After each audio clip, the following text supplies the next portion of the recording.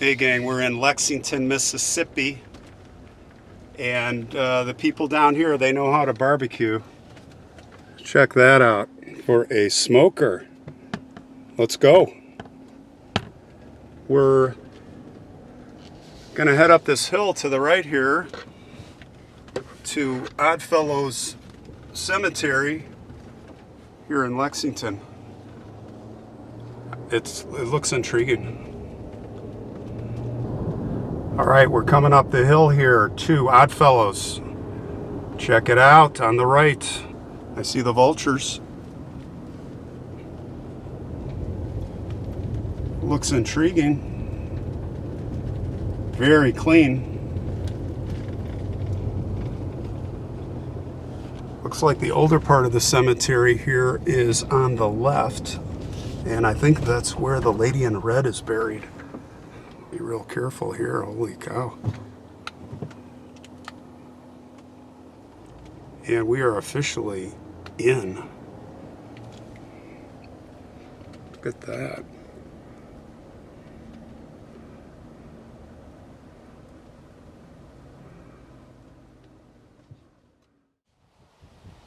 Hey everybody, look at this weather. Guess where I'm at now? I am down in Lexington, Mississippi, not Lexington, Kentucky.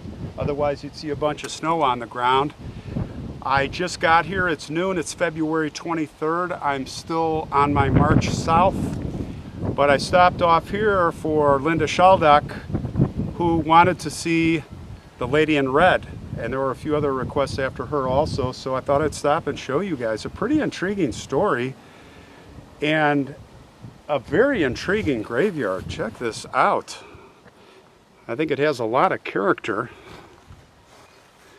compared to most graveyards that I've seen. And I've seen a lot.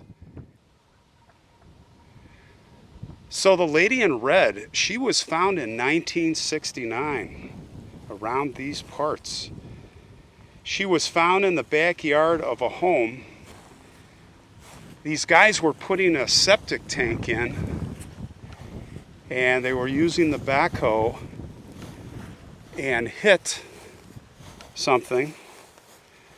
Of course, they hit her coffin, and they immediately stopped the work, called the owner. They cleared around it,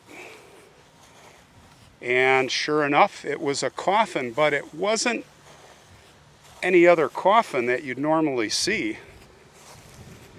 Finding out later, it was called what's called a Fisk iron casket.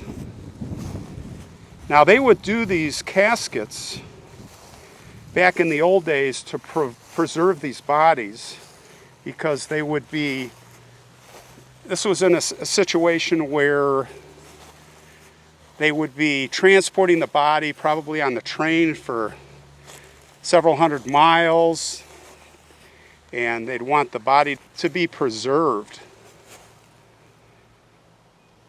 Casket was of course made of iron,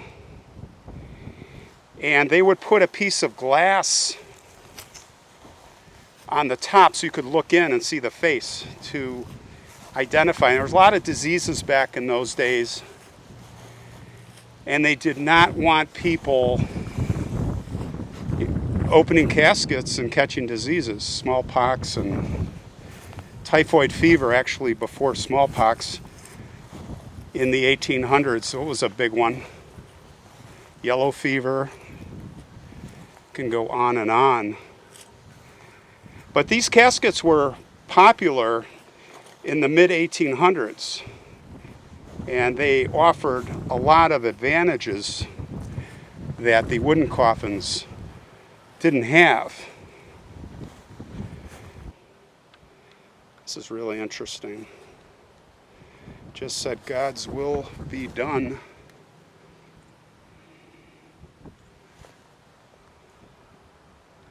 And that says a little flower of love that blossomed but to die, I believe it says. There was a statue on top here, and it's looks like marble child, or maybe this is how it was designed. Yeah, no, that's how it was designed. I thought it was lopped off. Nope. It's a beautiful angel here. Now, this is very interesting. Stone here. And we're heading, by the way, to her grave.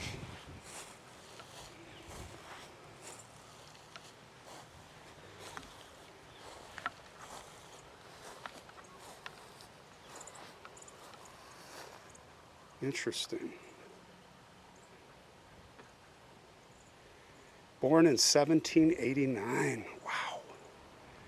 That is old. Guys, you should come here. This is a really cool cemetery. And the drive here was cool. It's hilly, it's wooded. It's very pretty.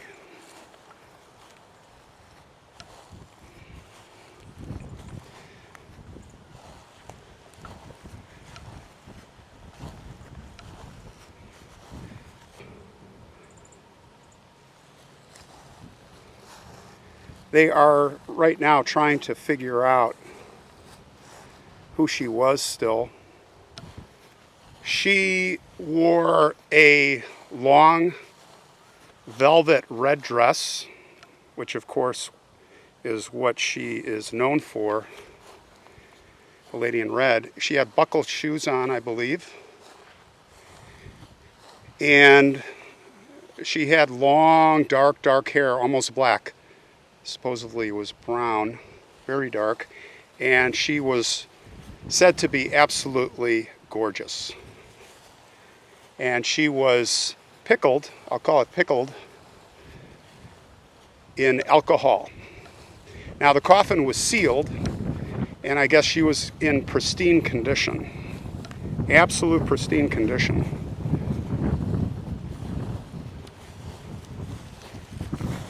Once you break that seal, then everything deteriorates. And they did not break the seal. So after they excavated the woman in red, she ended up here, and she was reburied. And a whole, it just created a tourist storm. I guess the cemetery was flooded for weeks or years with tourists that wanted to see the lady in red. Where is she? Where is she? And the guy driving the lawnmower, I guess he couldn't get his job done because he was always trying to show people where she was.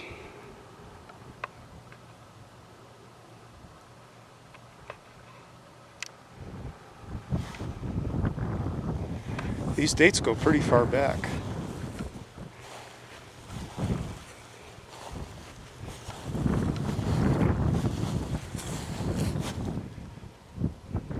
There is a beautiful stand of trees over there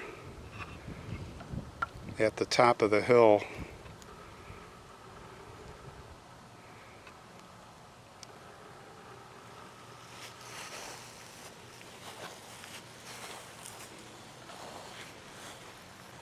Dead silent here, just so peaceful.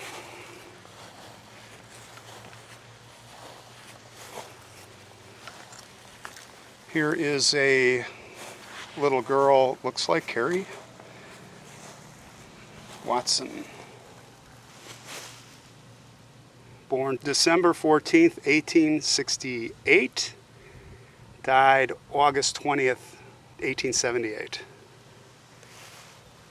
And here is another one, 1 year old. Another Watson, perhaps. I don't know if it's a boy or a daughter, another girl. If you're new to the channel and you're getting annoyed because I go off topic, I come back to the main story. This channel is about looking at graves primarily. I have a main story, I have a destination, but we stop at graves and we look at graves. That's what this is about. It's not a criminal channel. It's not just a history channel. It's a graveyard channel with cool stories. So I hope Some of you are patient, and that's not a problem. Hang in there. Actually, most of my videos lately, I'm kind of moving along, not getting too diverted.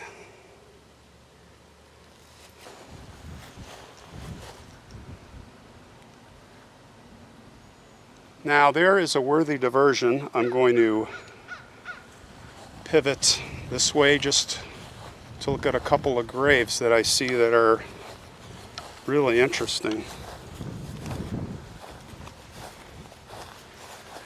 They're all interesting. Look at these. They're striking.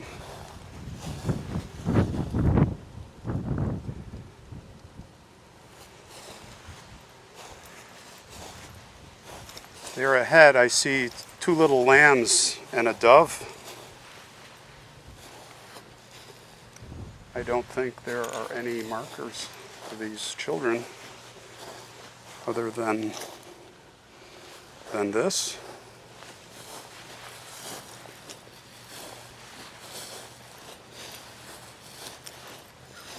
This has to be a dove.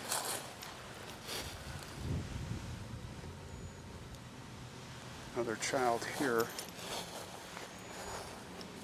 Infant son. You see the lamb, you know it's a child. Died in 1910.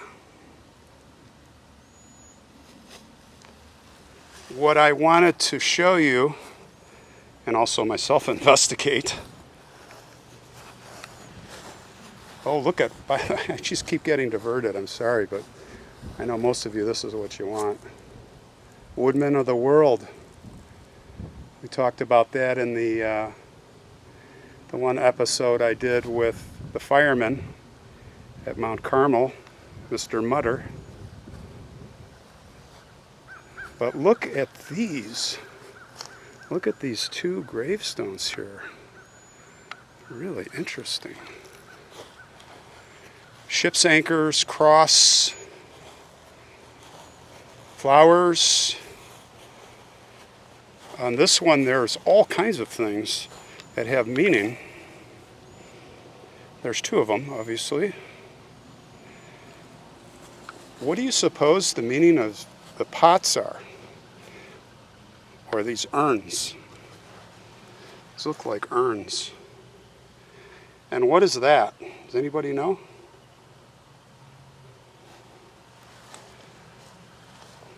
The tree is the holding the framework together of these. I see anchor, rope. Maybe some of you will see what I'm not seeing.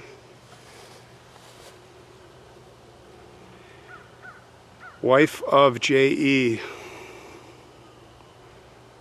Staffield, I think, daughter of J.M. and E. Stewart. Born August 21st, 1859, and died May 17th, 1882.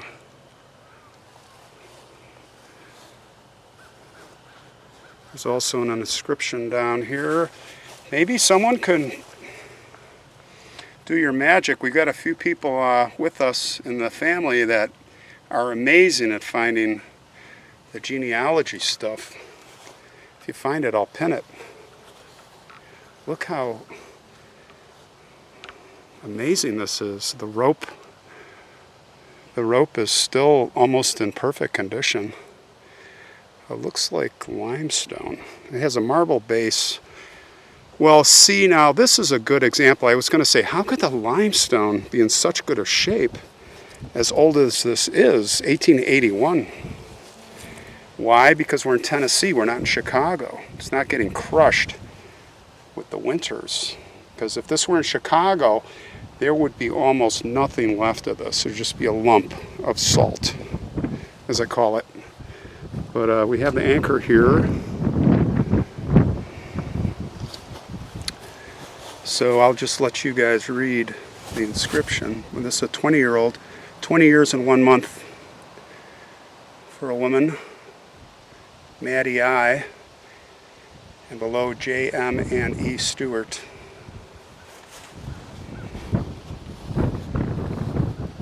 And just one more I want to look at before we head back up the hill. They're so old. Look at that. This is 1880 something. Sun. It's hard to make that out. I'm sure there's some genealogy here. The name is not. It's a child.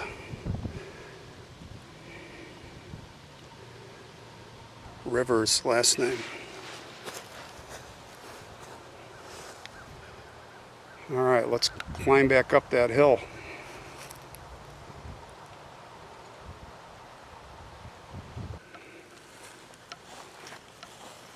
Look at the workmanship on this. Melting away. It's 27-year-old Hamlet Jones. September 25th, 1869. 27 years old. 6 months, 16 days. I'll let you read the inscription there.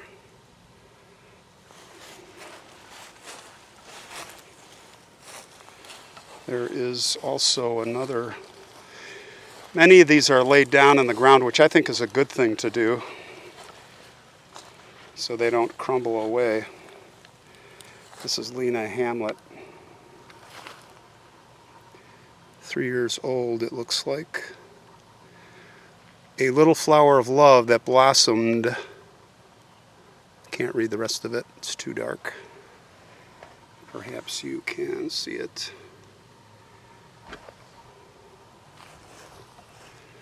Well, her grave is all by itself, right over here. So she was reinterred here, and it's really nice. The people that run the cemetery really take care of her. The owner of the house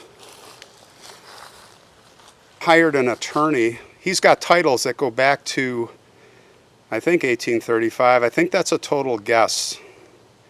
1969 is when she was found.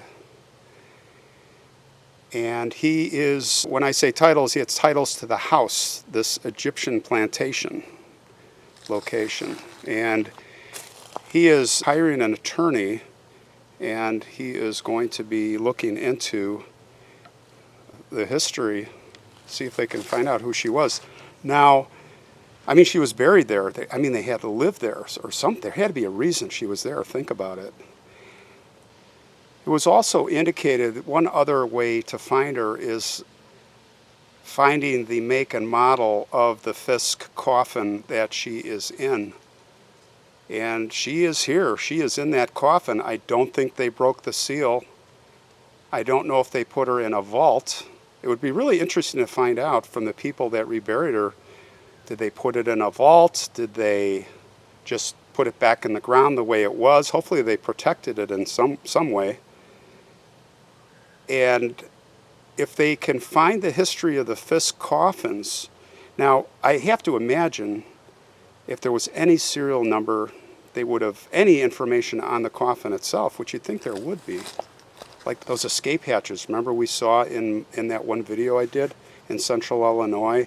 It had patent number, all that information's on there. So I have to imagine if it was on there, they got that.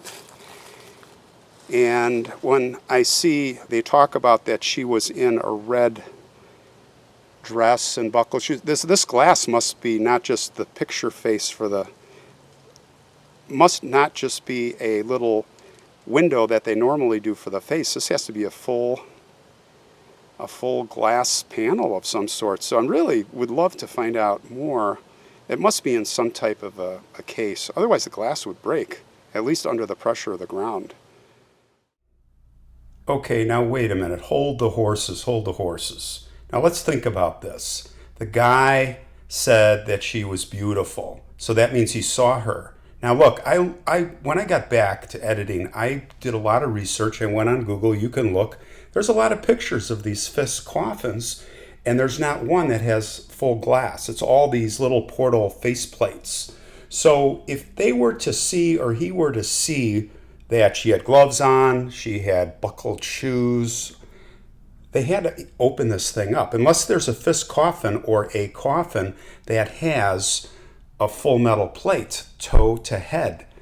Now, we know that the earth is not going to crush the glass because after looking at these things, they all have metal plates that you can screw and unscrew to see the face under the glass. So I'm thinking now, you know what? I think they have pictures. The reason there are no pictures, because you know they had to take pictures. Come on.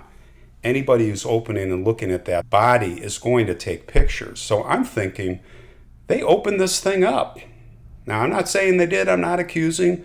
But I'm just putting logic together and deducing that, I mean, the first thing you would do is publish these pictures. So I'm betting they opened this thing up and they have pictures of her.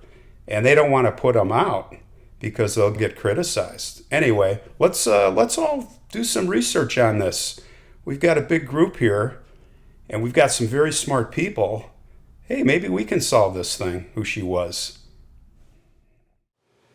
But if they could find the data off the coffin, or the casket as it might be, and then some historian who knows about Fisk, anybody out there, does anybody out there know about these Fisk caskets or coffins? And I know you guys, I've learned so much from you guys. One of you guys might figure it out. They could go through the records and maybe trace in this area who had a Fisk coffin. Wouldn't that be cool to find out? And maybe there's even a picture of her. Get a hold of the family. Wow. It seems like she should be in a museum or something. I don't know. I would give anything to see it, but that's not going to happen. And you know what? It shouldn't happen, because she should remain here at peace. So, pretty exciting deal for me. I'm glad Linda and all the rest of you led me to come here. It was definitely worth it. So, hope you enjoyed it.